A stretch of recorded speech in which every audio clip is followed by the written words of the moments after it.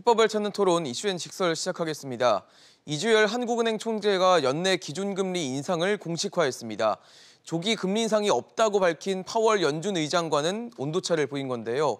긴축으로 돌아선 한은의 행보, 앞으로 시장에 어떤 영향을 미칠까요? 지금부터 분석해 보겠습니다.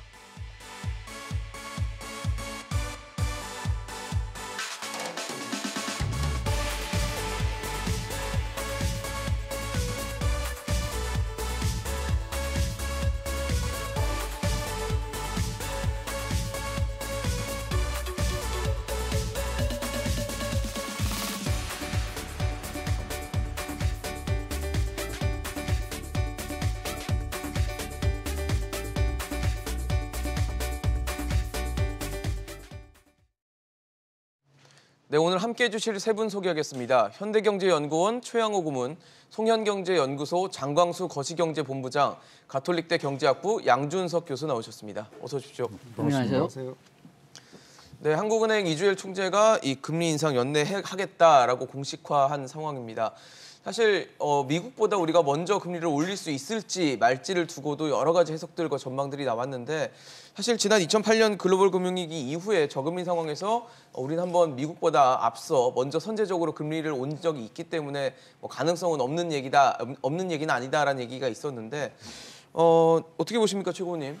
예, 당시에 이제 우리 한국은행 총재가 김중수 총재였어요. 그다음 퇴임 후에 이제 뭐 소회를 밝히는 그런 인터뷰가 있었는데 언제가 제일 힘들었습니까? 그랬더니 당시에 2010년도 금리를 미국보다 선제적으로 올리는 게 자기는 가장 힘들었다는 얘기를 할 정도로 그만큼 어려운 결정이 어려운 결정들을 했고요. 지금으로 봐서는 우리가 좀 빨리 해야 되는 명분들은 쌓이고 있습니다. 왜냐하면 뭐 우리 GDP 갭이 이제 마이너스는 플러스로 이제 전환되는 게 내년도 1분기인데요. 네. 미국은 한 2분기 내지 3분기까지 가야 됩니다. 그리고 미국은 뭐 이런 자산들을 통제하는데 장기 금리를 쓸 수가 있는데 우리나라는 그게 없고요. 그렇죠. 그다음에 거기는 이제 물가 평균 연동제를 가고 있는데 우리는 딱 단일 지금 물가를 딱 2%로 좀 잡고 있는데요. 거기다 지금 고용 지표상으로 보면은 지금 굉장히 빠르게 지금 우리가 복귀를 하고 있습니다.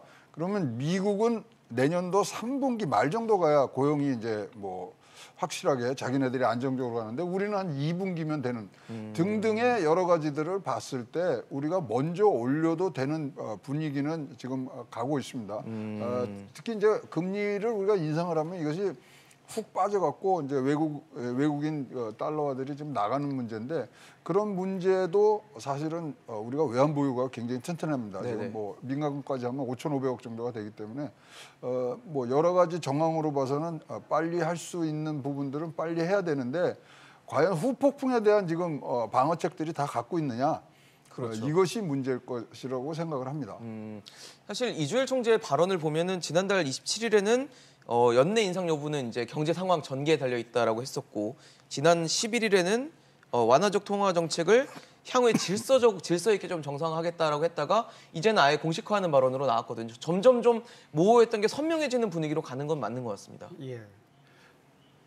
그동안 이제 이주열 총재께서 이제 어떻게 보면 3차례 정도 금리 인상을 할 것이다라는 그 시그널을 보냈고요. 예.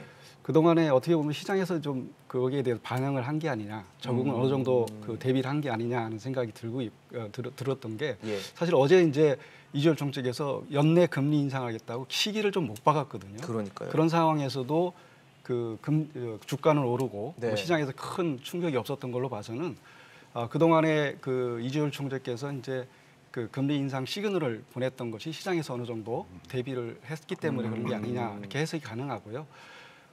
실제 이제 미국보다 우리가 이제 금리를 먼저 인상하느냐, 인상하는 게 뭐 맞느냐 틀리냐 이런 문제에 대해서 사실 저번에도 한번 제가 말씀을 드렸지만 사실 미국은 금리 인상이 가기까지는 시간이 많이 소요될 겁니다. 왜냐하면 현재 그 양적 완화 정책을 지금 시행하고 있기 때문에 그 양적 완화 규모를 줄여가는 정책을 먼저 시행한 다음에 테이퍼링 후에 이제 그 금리 인상을 할 것이기 때문에 그래서 미 연준 패드가 이제 그 위원들이 이제 그 금리 인상 시기에 대해서 투표를 하거든요. 다트 그래프라고 그러는데 점도표를 얘기죠. 그걸 보면 2022년 말이나 2023년 초에 금리 인상이 있을 거다라는 게 이제 대세거든요. 그래서 이제 근데 우리나라 입장은 어떠냐? 우리 한은 입장이 뭐냐? 이렇게 봤을 때 한은은 사실은 이제 크게 보면은 물가 안정과 금융 안정이라는 그런 목표를 갖고 있습니다. 그래서 그렇죠. 물가 안정 측면에서 보면 지금 이제 물가 상승 압력이 계속 높아지고 있고 뭐 소비자 물가 상승률이 벌써 2%를 넘은 게 2개월이 벌써 지났고 2개월 연속. 그래서 물가 상승 측면에서 보면 일단 물가 상승 압력이 그 수요 측에서도 지금 나타나고 있다.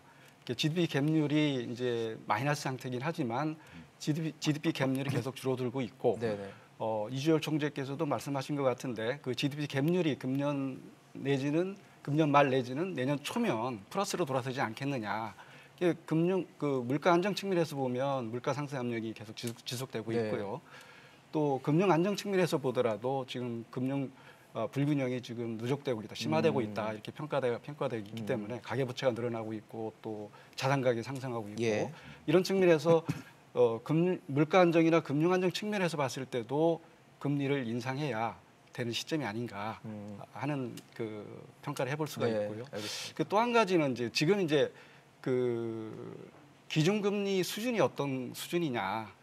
기준금리가 0.5%지 않습니까? 그렇죠. 그래서 우리가 이제 그 금융 완화적이냐 또는 긴축적이냐를 판단할 때 여러 가지 그 방법이 있지만 그 중에 하나가 이제 기준금리를 이제 실질화해서 그 실질 기준금리하고 그리고 자연이자율하고 그 비교하는.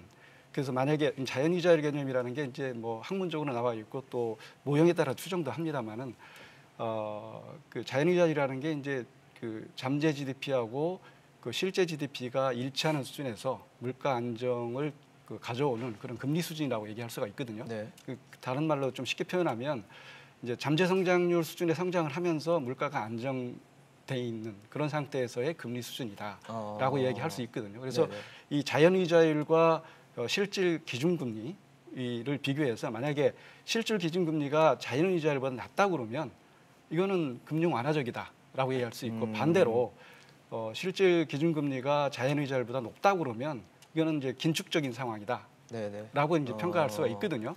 그러니까 잠재 성장률과 지금 성장률을 비교해봤을 때 같은 비슷한 수준일 때 금리 상황을 기준으로 해서 그거보다 낮으면 완화적인 거고 그거보다 높으면 긴축적인 거라고 한다는 거죠. 그렇게 볼 수 있죠. 그렇게 했을 때 지금 현재 그러면 지금이 완화냐 긴축이냐 따져봤을 때 이제 실질 기준금리가 지금 몇 프로라고 보십니까? 지금 보면 뭐 명목은 0.5%잖아요. 근데 이제 거기에다가 이제 뭐 기대 인플레이션이 한 2% 정도 된다고 그러면 마이너스 1.5% 정도 되거든요. 실질 기준금리가 마이너스 1.5%라고. 마이너스다. 근데 이제 우리가 자연이자율 수준은 그거보다는 훨씬 높은 수준이라고 거의 잠재 성장률 수준까지 본다고 그러면 거의 뭐 1% 후반이나 2%. 그건 상당히 지금 낮은 수준이라고 실질 금리가. 그래서 지금 이주열 총재도 그 부분에 대해서 완화적인 수준이라고 평가를 한다고 하고 있는 그런 수준에서 이제 우리가 이해를 하면 현재가 이주열 총재가 얘기했듯이 현재 그 금리를 한두 번 올리더라도 그 완화적인 여전히 완화적인 것이 있다라는 거죠. 그렇게 이해를 하시면 될 것 같습니다. 양 교수님께는 그걸 좀 여쭤보고 싶어요. 지금 연내라고 했는데 지금 한국은행 금통위가 이제 7월과 8월 그리고 10월과 11월 4차례가 남아 있거든요.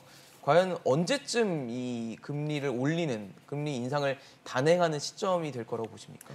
제가 한 2, 3주일 전까지만 해도 한 11월로 생각했거든요. 그런데 지금은 8월도 가능하다고 봅니다. 8월이요? 그 이유가 뭐냐 하면은 우리 정부가 지금 그 추경을 계속 때리겠다고 하고 그 시기를 이르면 추석까지라고 하잖아요. 그렇게 된 추석은 뭐 9월 정도니까. 그런데 지금 만약 우리가 이렇게 금리를 올린 데서 좀 악영향이 예상된다면은 그 생계 이후로 돈을 빌리신 분들 그런 분들한테 지원을 해줘야 된다면은 추경을 때릴 때가 금리 오를 때 좀 괜찮을 때예요. 그러니까 그 긴축적인 그 금리 인상으로 경제가 좀 위축될 때 추경을 때려주면은 그러면은 그 금리 인상에 대한 효과를 좀 낮출 수 있거든요.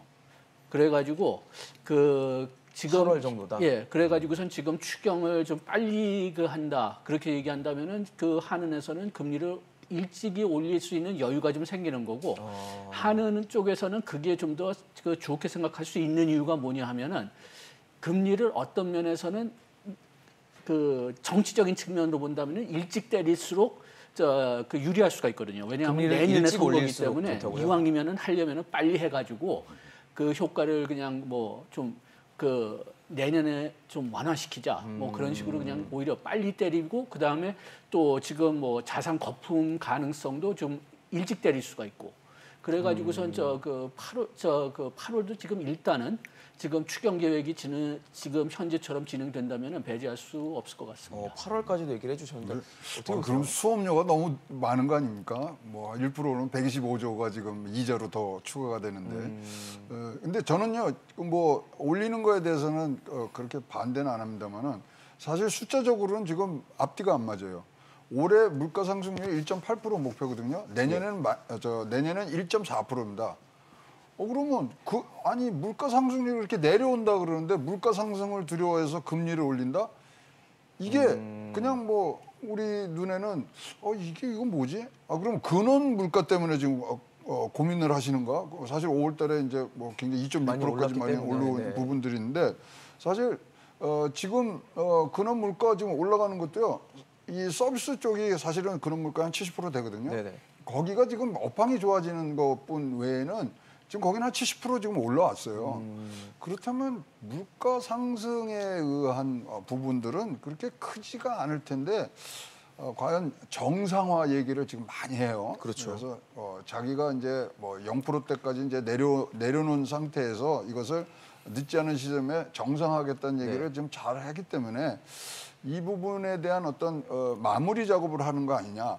근데 이제 이주열 총재가 공사석에서 요새 뭐 출입하는 기자들 얘기를 들어보면 경제가 좋아서 금리 인상했으면 얼마나 좋을까. 이거를 그냥 입에 달고 사신다는 거예요. 경제가 좋지 않다는 걸 보여주는 건가요? 네. 그래서 지금 이제 여러 가지 정황으로 봐서는 정상화하는 과정에서의 금리가 있는데 조금 더 이 시기 선택은 분명히 뭐 한 번은 굉장히 고민을 하셔야 되지 않겠느냐. 이렇게 생각을 합니다.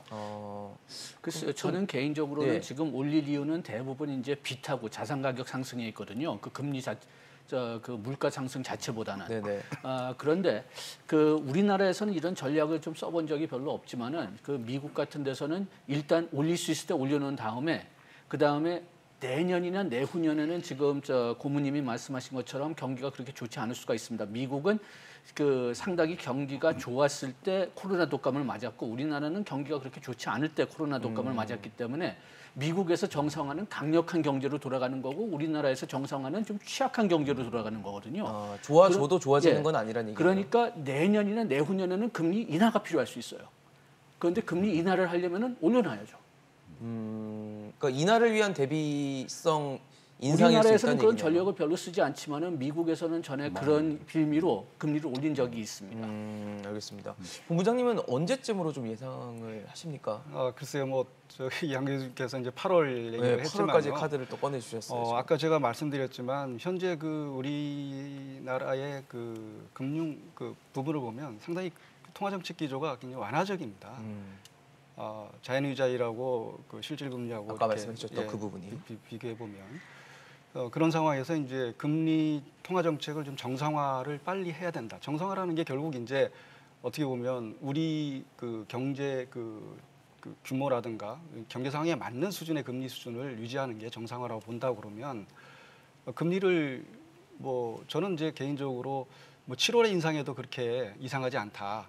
7월에 인상을 해도 그렇게 크게 이상하지 않다. 왜냐하면 이런 여건을 여러 비교해 봤을 때 그래서 물론 이제 7월은 굉장히 이른감이 있지만 어쨌든 금통위가 이제 올해 이제 금리 결정 회의가 4번 남았거든요. 4번 남았는데 4번 중에서 분명히 한두 차례는 인상을 할 겁니다. 인상하는데 2번까지도 보세요? 뭐 많으면 2번도 있지 않을까 하는 생각도 하는데 어쨌든 그 하기 전에는 분명히 과거에도 그랬지만 금통위에서 금리 인상에 대한 소수 의견이 분명히 나올 겁니다. 소수 의견이 나올 거고 그러고 나서 이제 금리 인상이 될 가능성이 있고요. 이제 다만 이제 이주열 총재께서 계속 시그널을 보내기 때문에 그 금리 인상 시기는 생각보다는 빠를 수도 있다. 일반 예상보다는 뭐 이런 생각을 합니다. 그래서 뭐 2번까지도 뭐 그 가능하지 않을까 하면 이런 생각을 저는 개인적으로 하고 있고요. 네. 그래서 이제 아까 뭐 그 우리 최고님께서 말씀하셨지만 내년에 물가 상승률이 더 낮아지는데 물가 측면에서 보면 뭐 금리를 인상하기에는 좀 여건이 안 맞지 않느냐 하는 그런 의견도 분명히 있을 수가 있는데요. 근데 사실 지금 추세로 가면 하는 전망보다 훨씬 더 높은 물가 상승률이 예상이 되기 때문에 그렇기 때문에 빨리 먼저 손을 써야 된다라는 선제적으로 대응해야 된다. 금리 정책이라는 게 이제 선제적으로 해야 된다는 거 아니겠습니까? 이게 금리를 조정했을 경우에 그게 이제 실제로 실물 경제에 미치는 영향이 짧게는 6개월에서 길게는 1년 6개월 뭐 이런 시차가 있기 때문에 그런 측면에서 보면 이제 금리를 좀 조정할 필요는 있다라는 생각이 듭니다. 그래서 네. 예. 사실 이주열 총재는 물가도 물가인데 지금 금융 불균형이 좀 심화되는 부분에 대한 우려를 나타냈거든요. 자산 시장으로 뭐 자금 쏠림도 뚜렷해지고 가계부채 계속 늘고 있기 때문에 이 부분에 대한 대응을 좀 해야 된다라는 얘기를 했기 때문에 그래서 결국 금리 인상 카드도 꺼내들 수 있다라는 걸 못 박은 게 아닌가라는 생각이 들거든요. 뭐 자산 시장 중에 제일 중요한 게 부동산이죠. 예. 뭐 정치 공학적으로 말씀드리면 내년도 선거의 최대 쟁점은 부동산입니다. 맞습니다. 부동산이기 때문에 지금 뭐 금리 인하에서 완화적인 여건 때문에 지금 집값이 올라간 건 다 알고요. 또 집값도 계속 상승을 했고요. 등등을 봤을 때 이제 부동산값 안정이 이제 가장 급선무기 때문에 이것만 보고 하면은 금리 인상해야죠. 근데 우리가 과거에 두 차례 이런 것들을 겪었지 않습니까? 2017년 11월과 2018년 11월에 당시에는 이낙연 총리하고 김현미 장관이 막 얼마나 강력하게 국회에서까지도 금리 인상하라 그래서 인상을 했어요. 네. 바로 경기 침체로 왔거든요. 그래서 김현미의 악몽이라는 얘기까지 지금 나오는 건데 지금 2월부터 굉장히 지금 가파르게 또 주택 가격이 이제 오름세를 지금 오르고 있습니다. 네. 그렇기 때문에 여기에 또 가계 부채 증가세까지. 근데 이 가계 부채의 주 지금 뭐 사용처가 어디냐면 20대 30대가 영끌에서 지금 주택을 지금 마련하고 있는 거거든요. 네. 그러면 이제 요거를 다 종합을 해서 정치 공학적으로 봤을 때 특히 표를 모으는 작업에서 봤을 때 금리 인상 못하죠. 그 관점에서 봤을 때. 네. 그렇기 때문에 굉장히 지금 뭐 어려운 결정을 분명히 해야 되는데 예. 딱 한 가지만 말씀을 드리면 부동산만 갖고서 금리 인상 인하를 논하시면은 이거는 굉장히 경제에는 나쁜 영향을 온다. 금리라는 거는 360도 전후방 효과가 너무나 큰 거기 때문에 네. 여러 가지를 보고서 해야 된다. 그러니까 이제 자산 시장이라든가 네. 한쪽 면만 보는 게 아니라 금리 인상으로 해서 가져올 금리 인상해서 뭐 외자가 어떻게 들어온 여러 가지들을 지금 분명히 얘기해서 지금 정치의 계절이 돌아왔습니다만 정치에 매몰된 경제적 결정은 꼭 피해 주시기를 바란다고 말씀드리고 싶습니다. 네, 사실 지금 많은 분들이 걱정하시는 것 중에 하나가 가계부채거든요. 가계부채가 이미 1,700조를 넘기면서 사상 최대치를 기록을 했고 더 무서운 건 그 속도가 굉장히 빨랐다는 데 있을 것 같습니다. 그래서 금리를 높였을 때 이 가계부채에 대한 부담을 어떻게 또 덜어낼 수 있는지 연착륙을 시킬 수 있는지도 되게 중요한 포인트가 될 것 같은데 양 교수님 보시기에는 이 가계부 추이를 봤을 때 금리 인상이 좀 부담스러운 요소가 되진 않을까요? 그렇게 크게 부담되는 거는 개인적으로는 아니라고 생각합니다. 왜냐하면 지금 그 금리가 1% 오른다고 하면은 저 같은 10조에서 12조 정도의 부담이 올라간다고 했는데 네. 그런데 지금 그 부채가 어느 쪽에 가 있느냐 그렇게 보면은 주로 이제 그 소득이 높은 분들 4분위, 5분위에 가 있거든요. 그렇게 해서 그분들은 그 금리가 올라도 그거를 좀 충분히 버틸 수가 있다. 그렇게 생각합니다. 그 1%대 12조 오른다고 했지만 1% 한꺼번에 오르는 건 아니니까요. 금년에 아무리 많이 올라봤자 0.5%니까 네. 6조 원인데 우리가 지금 재난지원금으로 지금 10 내지 12조 원을 뿌리려고 하거든요. 그러니까 오히려 걱정되는 분들은 그렇게 그 금액은 많지 않지만은 생계 때문에 돈을 빌리신 분들.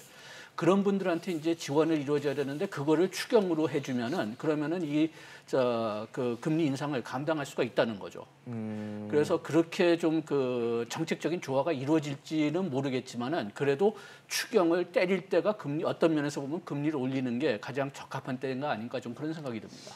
근데 사실 두 분 아까 지금 양 교수님은 8월 지금 금리 인상도 가능하다 얘기를 주셨고 본부장님께서는 이제 7월도 좀 뭐 조건상 여건상은 뭐 이상하지 않다라는 얘기를 주셨는데 좀 걱정이 되는 게 지금 재난지원금 준비하고 있잖아요. 추경 준비하고 있는 상황에서 재정을 좀 계속 풀려고 하는데 금리를 올린다는 게 좀 엇박자가 아니냐는 지적은 나오거든요. 이건 어떻게 봐야 됩니까? 글쎄요, 그게 엇박자라고 하기에는 예. 이제 사실 이게 통화 정책과 그 재정 정책은 예. 사실은 이제 조화롭게 운영해야 된다. 예. 폴리스 믹스라는 얘기를 많이 하지 않습니까? 그래서 이게 이제 재정 정책과 통화 정책이 같이 갈 때도 있고 또는 서로 보완해야 될 때도 있거든요. 그래서 이제 예를 들어서 경제가 아주 안 좋아졌다, 경기 침체 상황이다.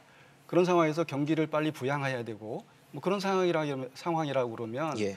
재정 정책과 통화 정책을 동시에 경기 부양 쪽으로 정책을 하는 게 맞다고 보고요. 근데 경기가 회복 쪽이 있다든 경기가 회복되는 상황에서 정책을 한다고 했을 때는 분명히 통화 정책으로 이제 금리를 인상하게 된다고 그러면 그렇게 되면 통화 정책은 사실은 이게 광범위하게 영향을 미치고 그러니까 무차별적으로 영향을 미치거든요. 그런 과정에서 분명히 어려운 부분들이 나타난다고요. 취약계층이 그 금리 인상에 따라서 어려워지고 하는 부분, 소상공인이라든가 자영업자라든가 이런 부분들이 생기게 되는데 이제 그런 부분들은 재정에서 지원을 해주는 게 맞거든요. 통화 정책을 할 수 없는 부분이고, 그러니까 이 경기 회복 초기에 금리를 인상한다고 했을 경우에 그럴 경우에 어려운 부분들이 생기면 그 부분은 재정으로 그 선별적으로 타겟해서 지원하는 게 맞다고 봅니다. 그렇기 때문에 이런 상황에서 이제 재난지원금을 그런 그 어려운 계층에 대해서 지원한다, 취약계층에 지원한다는 것은 저는 이제 바람직하다고 생각을 하고요.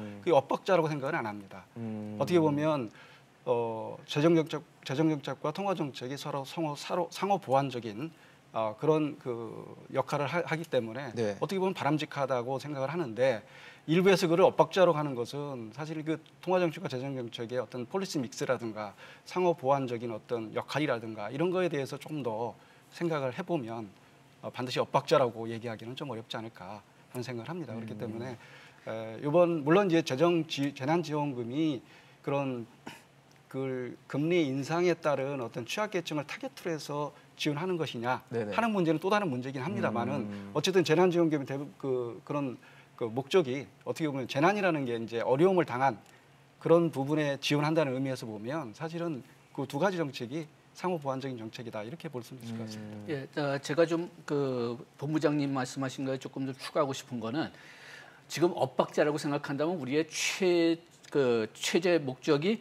그 경제 성장률 최대화다. 그렇게 생각하면은 이게 물론 엇박자라고 생각할 수가 있지만은 제 생각으로는 이게 아닌 것 같아요. 왜냐하면은 금년의 성장률은 어차피 높을 겁니다. 네. 작년 회복도 있고 그다음에 지금 수출이 잘 되기 때문에 성장률 자체는 최소한도 금년은 뭐 내년이나 내후년은 떨어질 수 있지만 금년은 성장률 자체는 문제가 되지 않을 것 같아요. 문제는 뭐냐 하면은 불균형적인 회복입니다.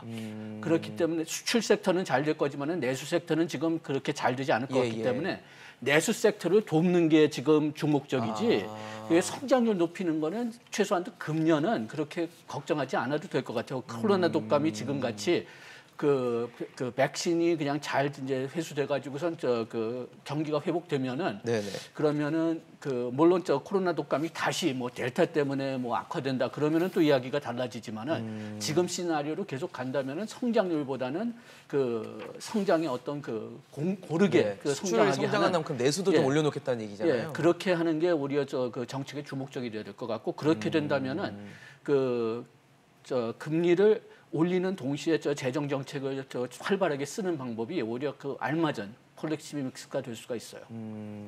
그 얘기는 결국 재정 지원이 확장 재정이 결국 이 힘든 계층들한테 좀 돌아가서 뭔가 지원이 돼야 된다는 얘기가 될 것 같은데 현재 지금 당정은 재난지원금을 이제 하위 80%까지 주기로 좀 가닥을 잡았다는 얘기가 나오고 있어서 원래 사실 여당은 100%를 하고 싶었잖아요. 전 국민에게 주겠다고 했는데 정부는 70%를 주장하다가 이제 뭐 중간점, 타협점을 좀 찾은 거라고 봐야 될 텐데 좀 적절한 숫자라고 보십니까? 80%? 뭐 거기다가 지금 1인당 25만 원 정도로 지금 얘기가 되고 있고요. 그다음에 소상공인은 500만 원, 600만 원인데 이제 최대 700만 원까지 지금 가 있는. 그다음에 또 뭐 선별적이 아니라 이제 뭐 전체적으로 다 줘야 된다 그러니까 이제 캐시백 제도가 지금 들어와 있고 카드요. 등등 이제 있습니다만 이러면 이제 30조 규모의 이제 뭐 부양책이 되는데요. 그러다 보니까 이게 소위 말하는 우리가 이 사실 취약계층하고 그다음에 산업경제 강화에 지금은 써야 되는 거거든요. 올라가는 국면이다 이거죠. 내려오는 국면에서는 취약계층에 지금 굉장히 더 많은 방점을 해야 되지만 사실 올라갈 때 급하게 올라가줘야 됩니다. 그 부분에 얼마만큼 지금 쓰이느냐인데 뭐 또 이 뭐 정치 얘기에서 그렇습니다만은 굉장히 지금 뭐 정무적 판단이 앞선 부분들이 지금 나오고 있는 부분이 굉장히 지금 조금 걱정이 되고요. 예. 사실 금리 인상하면요 모든 사람이 영향을 받지만 제일 많이 받을 때가 20대, 30대 MZ 세대하고 소상공인이거든요. 그럼 거기에 어떻게 지원을 해줄 것인가인데 이렇게 여러 차례 지금 지원을 해주는 것이 사실 바로 효과가 안 나옵니다. 그리고 지금 올해 경제 성장률은 뭐 굉장히 뭐 이런 것들 때문에 더 좋아질 수 있습니다만 네. 경제가 뭐 오늘만 살 거가 아니고 그렇죠. 항상 우리 경제하는 사람들의 내리에는 오늘보다 나은 내일이 와야 되는데 오늘보다 나쁜 내일이 지금 올 수 있는 것들이 이런 이 뭐 폴리시 믹스가 진짜 조화롭게 가지 못하고 이러면 뭐 당장엔 좋아 보일 수 있습니다만은 이 엇박자 나는 부분들 이제 내년도 경제에서는 그것을 오롯이 지금 받아내야 될 부분들이 지금 생겨 있습니다. 네. 지금 어쨌든 소득 하위 80%라는 뭐 나름대로 선별적으로 이제 또 준비를 하고 있다라고 하는데 어떻게 보세요, 본부장님? 그러니까 이게 뭐 제가 아까 말씀드렸지만은 이게 이제 재난지원금이 이제 어떻게 보면 그 취약계층에 네, 힘드신 분들한테 지원을 하는 게 맞고요. 그래서 80%라는 것도 이제 여당 측에서 좀 양보한 것 같은데 전 국민이었어요. 방향 자체는 전 국민이었다가 이제 80% 선별지원 좀 낮추는 예. 건데 그 80% 낮추고 또 나머지 그 고소득층에 대해서 캐시백 제도를 도입한다는 것도 사실 신용카드 캐시백 제도를 이제 뭐 보도된 내용을 이렇게 보면 이제 2분기보다 3분기에 더 많이 신용카드를 사용한 증가분에 대해서 한 10% 정도 뭐 지원하는 뭐 그런 이런 얘기죠. 그런 아닌 것 같은데 물론 이제 3, 4분기에 이제 추석이 끼어 있기 때문에 3, 4분기에 아마 씀씀이가 더 커질 거는 맞습니다. 사람들의. 근데 이제 보면은 거기에 이제 뭐 자동차라든가 가전이라든가 좀 규모가 큰 것이 이제 빠져 있는 상황에서 네네. 그리고 또 그게 이제 고소득층을 대상으로 하지 않습니까? 근데 예를 들어서 뭐 지금 나오는 안이 캐시백이 한 50만 원 정도까지 뭐 최대 얘기가 나오는 것 같은데 그럼 50만 원이라고 그러면 사실 이게 얼마를 더 써야 됩니까? 500만 원을 써야 되잖아요. 그렇죠. 추가적으로 50만 원을 받으려면 과연 이제 500만 원을 쓸 수 있는 사람들이 얼마나 있겠느냐? 이게 또 500만 원을 쓰는 게 아니라 2분기보다 500만 그렇죠. 원 더 써야 되는 쓰는 거잖아요. 거죠. 500만 원 더 써야 되는. 네, 그럼 그런 상당히 사실 사람들 많이 써야 그렇죠. 되는 얘기거든요. 그런 측면에서 보면 이제 그 효과, 실효성에 대해서는 그렇게 뭐 크지 않다고 봅니다. 그리고 또 어떻게 보면 이제 하위 계층에 대해서 재난지원금을 주니까 주려다 보니까 그 좀 이제 걸리는 부분이 있잖아요. 못 주는 사람들한테, 그러니까 고소득층한테 뭔가 좀 생색을 내는 게 아니겠느냐 그런 측면에서 실효성도 없고 그렇게 큰 당위성이 없는 것 같아요. 당위성도 없다. 뭐 캐시백 제도라는 자체가 그렇기 때문에 제 생각에는 어떻게 보면 그 일부에서 우려하는 것처럼 이게 혹시 내년 선거를 의식한 혹시 뭐 그런 거 아니냐 하는 의문을 제시하는 것도 그럼 실효성이 없는 정책을 자꾸 하려고 하니까 뭐 그런 의구심을 자꾸 갖게 되는 게 아닌가 하는 생각을 하고요. 네. 예, 시청하시는 분들의 좀 약간 좀 주의를 드리고 싶은 게 지금 그 50만 원을 받으려면 500만 원을 더 써야 된다고 말씀하셨는데 이 500만 원이 또 신용카드로 내야 되는 거잖아요. 그렇죠, 예. 그래가지고선 뭐 신용카드 그렇게 해서 어떤 면에서 본다면은 50만 원은 캐시백으로 받지만은 450만 원은 내 돈으로 쓰든지 아니면 카드로 빌려야 되는데 그렇게 해서 어저께 한번 금리를 한번 계산해 봤어요. 얼마나 내가 그 돈을 금리로 이자로 카드 이자로 내야 되느냐 그랬더니 지금 연체 이자율이 한 7.5%에서 24%인데 그러니까 한 달에 그 450만 원을 연체시키면은 한 달 이자가 27,000원에서 81,000원 정도 되더라고요. 이 금리에 따라서. 그렇게 된다면은 한 7개월 내지 19개월 이상을 연체시켰다면은 50만 원보다 더 돼요. 연체 내야 되는 연체 내야 되는 이자가. 그러니까 받는 것보다 내는 게 더 많은. 그러니까 여기서 지금 내가 그 연체를 하더라도 돈을 좀 이번에 기회에 좀 써야 된다고 한다면은 좀 다시 생각해 보실 것을 권장합니다. 아니, 한 달에 500만 원 이상 추가로 쓰실 수 있는 분은요, 대개 12개월 할부 이자 그냥 무상으로 받습니다. 그러니까 의자로. 근데 하여튼 이렇게 네네. 끼워넣기식의 이런 것들은 안 된다. 지금 뭐 두 분의 말씀의 종합이 이런 것 같은데요. 아주 뭐 진짜 이 부분에 대해서는 동일하고요. 여기가 우리가 이 산업 경쟁력이 강화되는데 쓰여야 할 돈이 지금 나오는 거거든요. 이거 내년도에 또 이 투자 부분으로 이게 또 뭐 정부의 투자로서의 거기가 마이너스가 나는 부분입니다. 그래서 이게 뭐 선거 때문에 이렇게 한다고 한다면 진짜 집권 여당에 대해서 좀 실망이고요. 조금 더 경제의 미래를 보는 그런 뭐 대책들이 우리 눈앞에 좀 나왔으면 좋겠습니다. 지금 국민들의 생각은 만약에 경쟁력 강화에 대해서 투자를 한다면 이거 인내할 수 있는 힘은 진짜로 최고조에 있다고 생각을 합니다.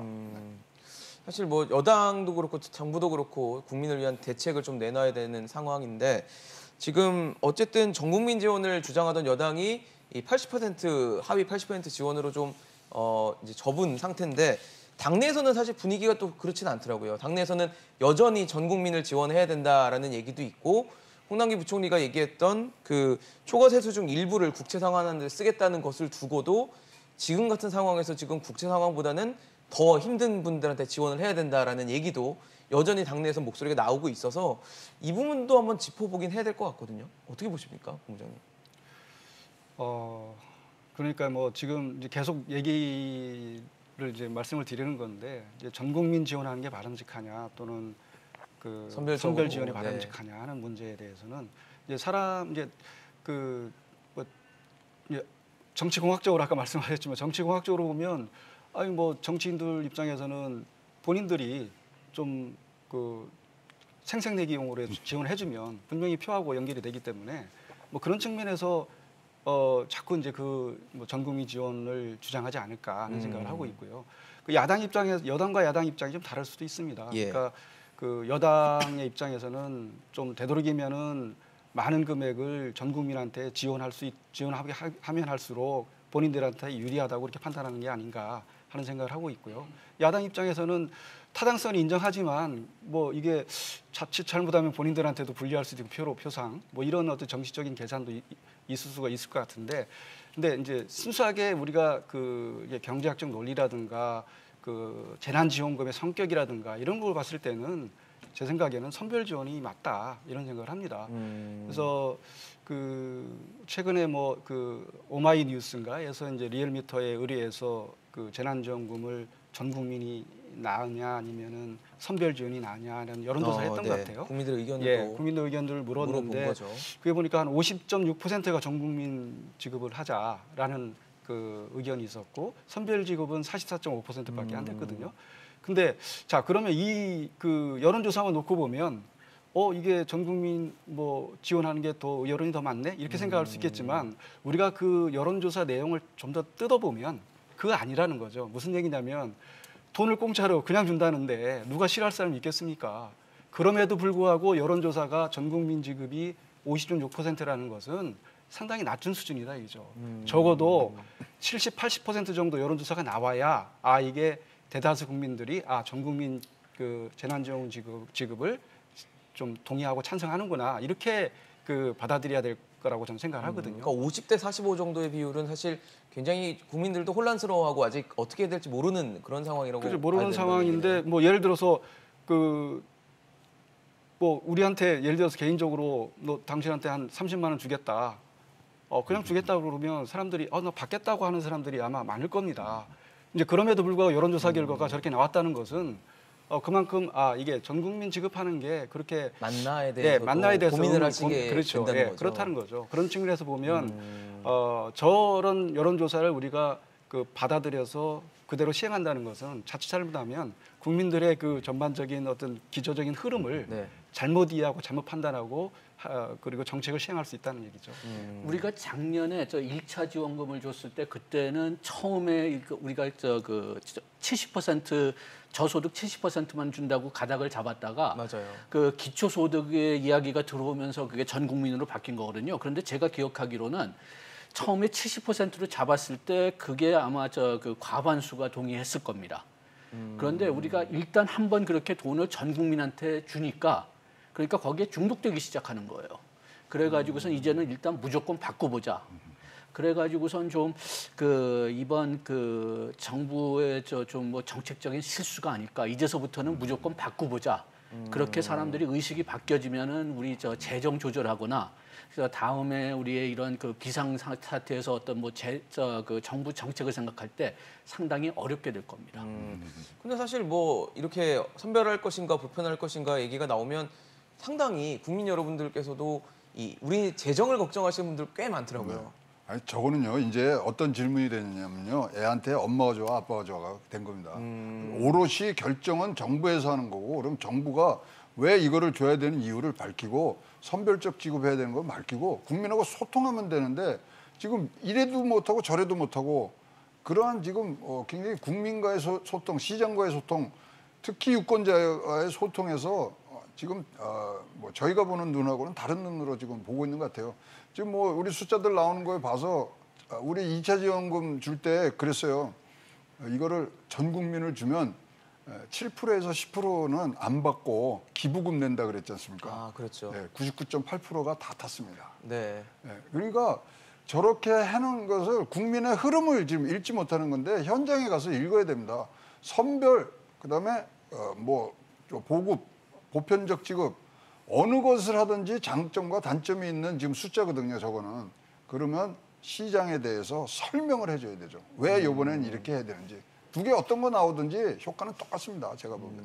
당위성에 대해서 설명을 좀 하고 네. 국민들의 이해를 돕는 부분이 필요하다라고 말씀을 주셨는데, 지금 어쨌든 홍남기 경제부총리가 애초에 고수했던 70%에 가까운 80%로 지금 가닥을 잡아가고 있는 상황 속에서 종부세도 굉장히 또 논란이 됐었거든요. 지금 여당이 종부세 상위 2%에게만 종합부동산세를 매기겠다라고 추진을 하고 있는 상황인데, 뭐 얘기가 있었어요. 이게 조세 법률주의에 뭐 부딪힐 수 있다, 문제가 될 수 있다라고 했는데 홍남기 부총리는 상충되지 않는다라고 얘기를 했거든요. 지금 시행령 얘기를 하면서 위임을 하겠다라는 뭐 가닥을 잡고 있는 것 같은데, 본부장님, 이게 조세 법률주의에 상충되지 않는다, 비율로 매겨서 매번 대상자가 달라지는 이 상황, 가격대가 달라지는 게 문제가 되지 않는다라는 얘기인데 그런가요? 글쎄요. 뭐 그게 뭐 사실 이게 그 매번 그 대상자가 달라진다 하는 것은 어떻게 보면 사실 여러 가지 문제점이 있는 것 같습니다. 네, 그 가격선이 달라지잖아요. 그렇죠. 계속. 가격선이 네. 달라지고 사실 집값이 떨어지게 되면 그러면 어떡할 거냐. 그렇죠. 또 사실 또 다른 문제점들은 뭐냐면, 사실 뭐 2%라고 하는 얘기가 어떻게 보면 98대 2로 국민을 편가르기식의 어떤 그런 문제점도 있거든요. 그렇다면 사회적 갈등도 초래할 수가 있고, 그리고 또 2%를 만약에 이렇게 나라비를 세운다고 그러잖아요. 이렇게 줄을 세웠을 때 20%까지 자른다는 게 사실 그것도 많은 행정비용이 필요하거든요. 그렇겠죠. 가격이 매년 변하고. 자, 그런 문제점에도 불구하고 이제 왜 2%를 고수를 하겠느냐, 그렇게 정했느냐 하는 걸 좀 생각해 보면, 글쎄요, 잘 모르겠지만 제 생각에는 사실 이제 어쨌든 부동산 가격이 많이 올랐고, 네. 종부세를 부과하자니 부과 대상이 많이 늘어나니까 그거에 조사 제한이 생길 것 같고, 또 뭐 이런저런 여러 가지 문제점이 이제 나올 것 같으니까, 이제 그러니까 이걸 금액으로 올리자니 이건 또 어떻게 보면 부자 감세 논란이 있을 수가 있고, 기준을 올리자니 그러면 이제 금액을 만약에 9억에서 12억으로 만약 올렸다, 12억 얘기가 나왔지 않습니까?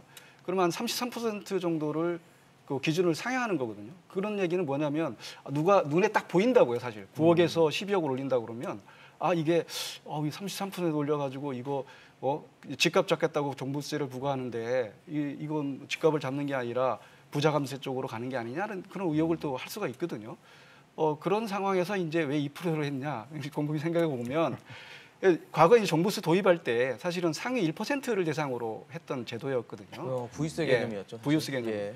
근데 이제 그거를 이제 금액으로 하자는 것보다는 2%를 하게 되면 어떻게 보면 1%보다 2%니까 더 많은 사람들의 대상으로 종부세를 부과하는구나, 이렇게 받아들일 수가 있거든요. 그렇게 되면 부자 감세라는 그런 거를 조금 완화시킬 수 있지 않을까, 그런 비난을 하는 측면도 아마도 고려하지 않았을까 하는 생각이 들거든요. 그런 측면에서 봤을 때 사실은 어떻게 보면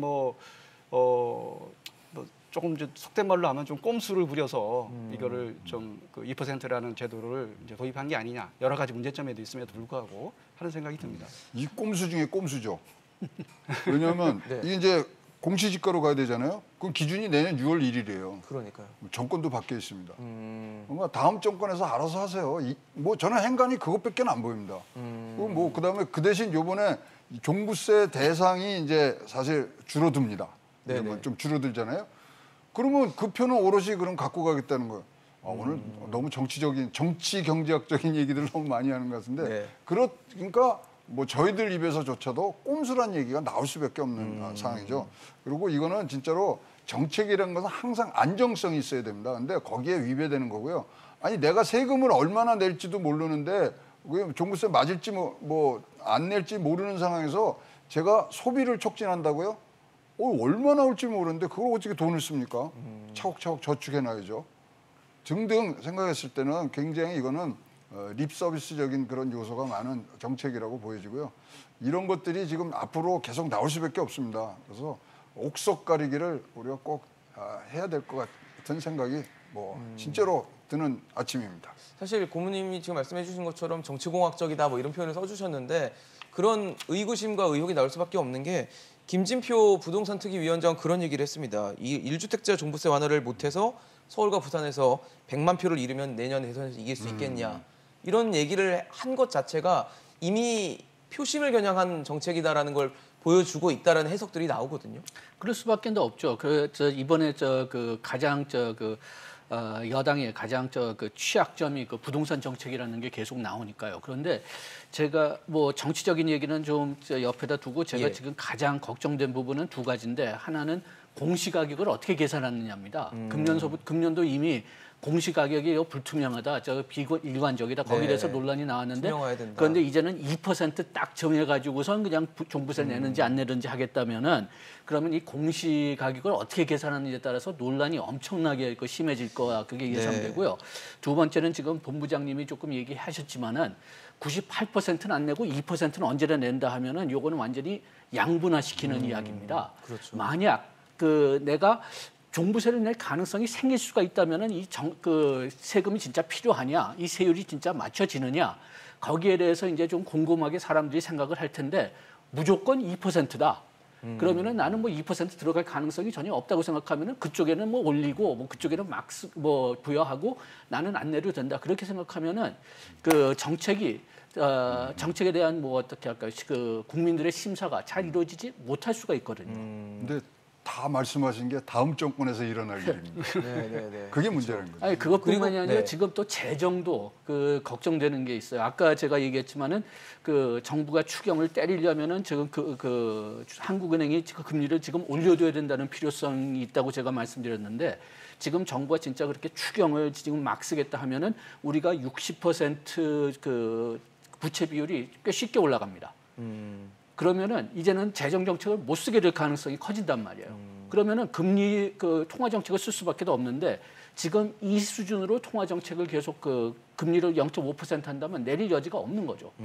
그것도 다음 정권에서. 그렇죠. 근데 사실 이렇게 2%로 했다는 것 중에 문제점 중 하나는 내가 대상자가 되는지 안 되는지를 예측할 수가 없다는 거거든요. 가격이 계속 매년 바뀌기 때문에 나는 과연 종부세 대상자인가 아닌가를 예측할 수가 없다 보니까 이 부분에 대한 뭐 주택 구입이라든지 이런 데 결정에 있어서 또 영향을 줄 수밖에 없다는 것도 문제가 될 것 같거든요. 어떻게 보세요, 본부장님? 뭐 예측 가능성이 떨어지는 건 좀 문제잖아요. 그렇죠. 예측 가능성이 떨어질 수밖에 없고 그러다 보면 아까 최 고문께서는 말씀하셨지만 이게 이제 종부세를 내야 되는데 과연 내가 얼마 낼지는 모르는 상황에서 그러니까요. 뭐 이 경제 행위를 하기가 좀 제약을 받을 수도 있거든요. 네. 뭐 그런 측면에서 봤을 때 사실 2%라는 기준이 좀 명확하지 않기 때문에 그리고 또 여러 가지 문제점이 있기 때문에 과연 이 제도가 과연 지속 가능할지 하는 것도 좀 지켜봐야 되지 않을까 생각을 합니다. 근데 사실 이런 거에 보통 제동을 걸거나 했던 게 이제 정부였는데 지금은 이제 홍남기 부총리도 이 부분에 대해서 뭐 조세법률주의에 위배되지 않는다는 식으로 말하면서 뭔가 힘을 보태고 있는 분위기거든요. 이건 100% 이거는 헌법소원 나옵니다. 왜냐하면 조세법률주의인데 이거를 지금 시행령에다가 지금 싣는 거거든요. 위임을 하겠다는 거잖아요. 그럼 이건 법에 지금 넣어놔야 되는데 그런 이제 상대적 기준을 지금 넣는 거가 굉장히 지금 뭐 어려우니까 그리고 구체적인 금액이 지금 들어가야 되는 거거든요. 그럼 조세 법률주의. 이건 100% 이거는 위헌 소송 들어가죠. 그다음에 뭐 여기에다가 뭐 행정 뭐 가처분 뭐 정지 뭐 등등 나올 수밖에 없는 완전히 지금 뭐 우당탕끼리 앞에 보이는 부분들인데 참 우리 국민들 듣기에는 뭐 내기에 캔디일 수 있는 분들이 숫자적으로 많아지는 그런 현상들. 그래서 지금 조금 이제 이런 것들이 지금 나올 수밖에 없는 지금 그런 계절이 왔기 때문에 네네. 우리가 참고 갑니다만은 이런 부분들에 대해서는 진짜로 미래를 오늘보다 나은 내일을 우리가 건설한다는 뜻을 같이 해야 된다고 생각합니다. 네. 사실 한국은행 이주일 총재가 금리 인상을 연내하겠다라고 공식화한 상황에서 부동산 이슈와 또 이런 부분들이 국민에게는 또 하나의 걱정거리가 될 것 같다라는 생각이 듭니다. 앞으로 좀 어떻게 흘러갈지 지켜보면서 또 토론 준비하도록 하겠습니다. 오늘 최영호 고문, 장광수 본부장, 양준석 교수와 함께했습니다. 이슈앤직서로 오늘 준비한 소식 여기까지입니다. 지금까지 시청해주신 여러분 고맙습니다.